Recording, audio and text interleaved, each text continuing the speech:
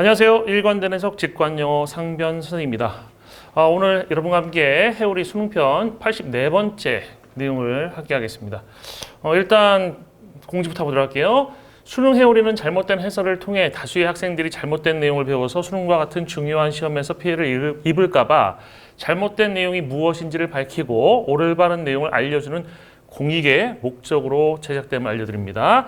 그리고 강의 내용에 이의가 있는 분들의 반론 환영합니다. 댓글에 반론 있으시면 써주시면 되겠습니다. 여기 당사되는 강사분들도 반론 있으시면 댓글을 써주시고 제가 그 반론이 합당하다고 하면 다시 제작해서 내용을 알려드릴게요. 오늘은 2024학년도 9평 39번 삽입 문제의 해설에 대한 인강 3사 메가스터디 대성마이맥 이투스의 1타와 2타 강사의 설명을 살펴보겠습니다. 시간이 많으면 모든 선생님 다 해드리고 싶지만 이 6분의 선생님들 것만 하는데도 시간이 꽤 많이 걸렸어요. 그래서 이 설명을 살펴볼게요. 그리고 오늘은 사실 이게 해석에 초점을 둔다기보다는 이게 해석이 잘못되었는데도 정답을 맞출 수도 있는 경우도 있을 수 있고 해석이 올바른 경우에도 문제를 또 틀릴 수 있는 경우도 있잖아요. 근데 전자의 경우에 해당되는 것들 좀 보이는 게 좀 있었어요. 그래서 사실은 그러니까 문제를 풀기는 풀었는데 초점이 잘못됐는데도 불구하고 문제가 풀린 그런 케이스라고 제가 생각해서 이걸 가져왔고요. 그 부분을 요 노란색 부분의 해석을 중심으로 설명을 드리려고 합니다. 일단 이 원래 원문제에서는 요 문장, 여기 this 앞에 있는 요 문장이 삽입되는 문제였어요. 삽입되는 문제였고 이것에 가장 중요한 근거되는 문장이 바로 this로 시작되는 요 문장이었습니다. 따라서 근거로 쓰이는 요 문장의 해석이라는 것이 가장 중요하다는 것은 당연하죠. 그죠? 일단 여기 앞에 있는 거 해석 먼저 해볼게요. 제가 간단히 설명을 드리고 가보겠습니다. In the case of specialist, 그 전문가의 사례에서 such as 예를 들어서 미술 비평가들이라든지 이런 사람들이 있어서 더 깊은 친숙함이 이 더 깊은이라는 게 사실은 이 순서 삽입에 되게 중요한 근거됩니다. 비교라고 하는 게 비교급 뒤에 than 있을 때 than이 없으면 이게 문맥적으로 정해져 있는 거거든요. 그래서 근거될 수 있어요. 더 깊은 친숙함이 with materials and techniques 어떤 재료라든지 기법과의 더 깊은 친숙함이 종종 유용한 것이 된대요. In reaching an informed judgment about a work. work는 여기서 작품을 얘기하는 겁니다. 한 작품에 대한 정보가 제공된 판단에 도달할 때 이게 유용할 수 있다라는 얘기입니다. 즉, 작품에 대해서 판단을 내릴 때 그냥 대충 느낌이 좋으니까 좋은 거야. 이렇게 하는 게 아니라 정보를 갖고 이렇기 때문에 이 작품이 훌륭해 라고 하기 위해서 이 재료라든지 아니면 기법의 친숙함, 더 깊이 친숙한 것이 도움이 된다, 유용하다라는 얘기를 했어요. This is because. 그리고 나서 이거에 대한 이유가 나옵니다. 왜 이게 유용하냐면 every kind of artistic material or tool 모든 종류의 예술적인 재료나 도구가 comes with 뭐와 함께 온다, 수반한다 이런 뜻이죠. 그것만의 challenges와 affordances를 수반한대요. 그래서 challenge는 어려움이란 뜻이고요. affordances는 제 해설 강의에 설명했던 것처럼 이 어려움의 대립 개념, 반대적 개념입니다. 그래서 이 어려움의 반대적 개념이니까 뭐야? affordance는 수월함이에요. 어려움도 제공해주고 수월함도 제공해준다라는 얘기입니다. 이게 행위 유발성이라고 하고 그 주석이 달렸었는데 행위 유발성은 그쪽으로 다 유도한다는 얘기잖아요. 그 행동이 생기도록. 그 행동이 생기도록 유도한다는 건 그 행동이 일어날 가능성이 쉬워진다, 높아진다는 얘기예요. 이해되셨죠? 그래서 여기서 수월함, 어려움과 수월함 정도 해석하면 자연스러운 해석이 됩니다. 행동 유발성이라는 거 예전에 행동 유발성, 행위 유발성이라는 게 한번 나온 적도 있긴 있습니다만 그냥 그렇게 해석하는 것이 문맥에 맞습니다. 그래서 예술적 창조를 위한, 그러니까 예술적인 창조를 위한 어려움 또는 수월함 이런 것들과 함께 오기 때문이에요. 뭔 얘기냐면 제가 지금 완전히 자세히 설명을 드리고 들어가는 게 좋을 것 같으니까 자세히 설명을 드리고 갈게요. 그 수채화라는 재료, 수채화 물감이라는 재료가 있고 유화 물감이라는 재료가 있잖아요. 그러면 유화라고 하는 거는 그린 거 위에다 덧칠해도 밑에 깔린 색깔이 나타나지 않습니다. 그러니까 덧칠을 하면은 위에 색깔이 드러나지 밑에 색깔이 드러나지 않아요. 근데 수채화 같은 경우는 밑에 색깔 위에 덧칠하면 합쳐진 색깔이 나옵니다. 그러니까 유화로는 합쳐진 것을 표현하는 것이 어려워요. 챌린지스예요. 이해되셨죠? 하지만 수채화로는 겹친 색깔로 표현하는 것이 affordancy 쉬워요. 그래서 만약에 어떤 미술 화가가 이렇게 번지는 효과를 통해서 그라데이션이 저절로 자연스럽게 생기는 그런 그림을 그린다라고 하면 유화로는 힘듭니다. 수채화로 그려야 되겠죠. 그래서 수채화에 있어서는 이렇게 그라데이션의 표현이라고 하는 것이 affordance가 되는 거고요. 유화에게 있어서는 이 그라데이션의 표현이라는 것이 챌린지가 될 수 있다는 얘기입니다. 이해되시죠? 그래서 그런 내용, 이런 것까지 알고 있으면, 그러니까 어떤 작가가 있어. 이 작가가 원래는 유화 전문 작가야. 그럼 유화 전문 작가가 유화를 그리다 갑자기 수채화 작품을 그렸네? 그럼 왜 수채화 작품을 그렸을까라고 했을 때 이 전문적인 이 재료라든지 기법이 갖고 있는 것에 대한 더 깊은 친숙함이 있는 비평가들은 지금 이 작품을 보면 그라데이션이 되게 독특하게 잘 들어가 있는데 이 유화로 표현이 안 돼. 그러니까 이 유화 작가, 평상시 유화로다가 작품을 그리는 이 작가가 이번에는 수채화 작품을 그렸구나 라고 정보가 제공되는 판단을 할 수 있다는 얘기입니다. 이해되시죠? 완전히 잘 이해되죠, 그죠? 완전히 잘. 그렇게 해야 돼요. 그래서 challenges and affordance라는 것이 어려움과 수월함, 이 정도의 해석이 가장 적절한 해석이 될 수 있다는 얘기입니다. 행위 유발성은 좀 오버한 해석이고요. 그럼 올바른 문장과 분석과 해석, 이 뒷부분에 이제 문제가 많이 갈렸는데 이 앞부분은 다 똑같았습니다. comes with 앞에까지는. Its own challenges and affordances for artistic creation. 여기서 and가 연결한 게 무엇이냐라는 것이 핵심이에요. it라는 거, it는 이제 한정사라고 불리는 겁니다. 그것의, 자신의, 그것 자체의입니다. 그러면 its own 뒤에 당연히 명사가 나와야 돼요. 명사가 나와야 되는데 그게 challenges예요. 그리고 두 번째 명사가 affordances입니다. 그리고 꾸미는 말로 for artistic creation이 나온 겁니다. 즉 다시 말하면 it로 시작된 덩어리는 creation까지 한 덩어리를 이루고 있는 겁니다. 이러한 덩어리를 명사구라고 부르거든요. 그러니까 여기까지 쭉 해석해야지 맞는 거야. 만약에 여기서 its own challenges에서 끊고 그 다음에 여기 두 번째 명사구로 해석하게 되면 틀린 해석이 돼요. its own으로 시작된 명사구는 creation까지 한 덩어리를 이루고 이 and라는 단어는 challenges와 affordances를 연결하는 역할만 해주고 있는 겁니다. 이게 제가 아까 해석했던 해석과 동일한 해석이 나온 거예요. 그러면 잘못된 분석과 해석은 뭐냐? 이렇게 해석하는 겁니다. 모든 종류의 예술적인 미술의 그 재료들이라든지 도구가 온다. 수반한다는 얘기죠. 뭐와 함께 오냐면 그것 자체의 어려움들과 함께 온다.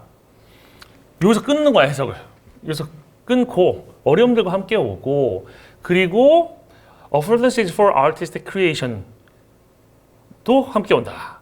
이렇게 가게 되면 사실 해석이 잘못된 거예요. 왜냐하면 it로 시작된 덩어리가 challenges에서 끝난 게 아니라 쭉 가야 되기 때문에 아까 설명드린 것처럼 it부터 creation까지 한 덩어리예요. for artistic creation, challenges도 꾸미고 affordances 꾸미는 구조입니다.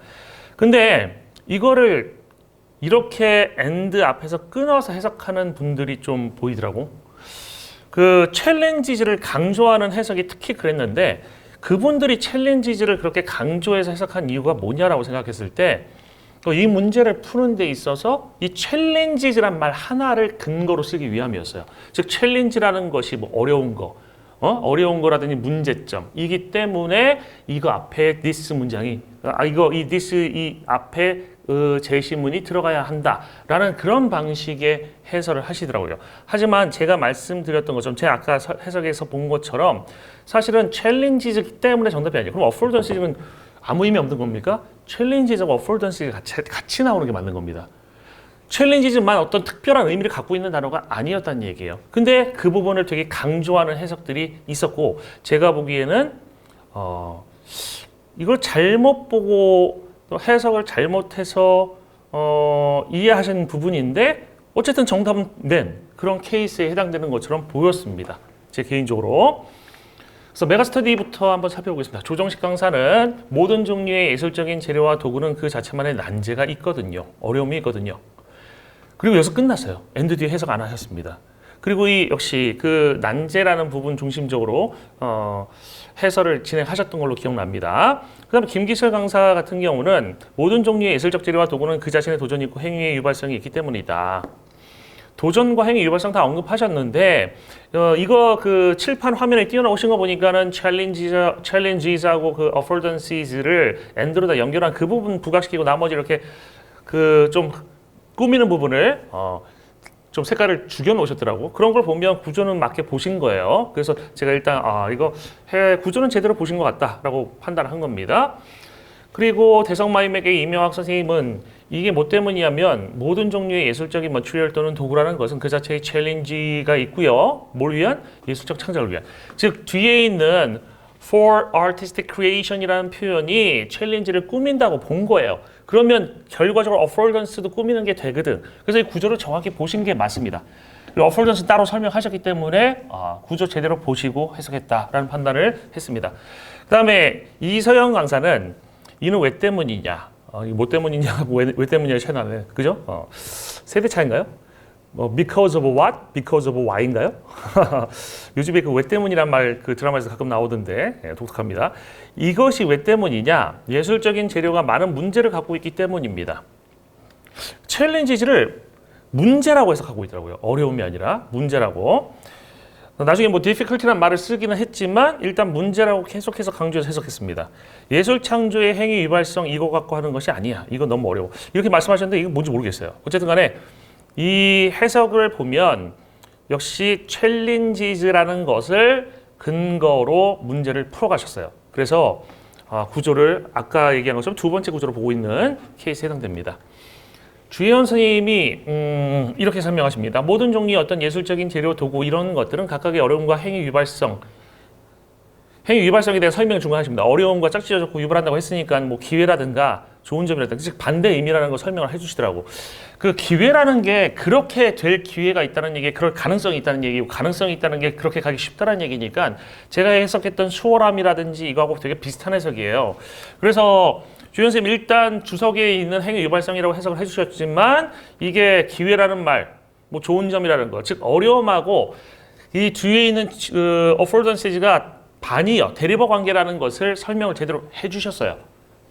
그래서 이 두 가지를 수반한다 이렇게 설명을 해주셨습니다.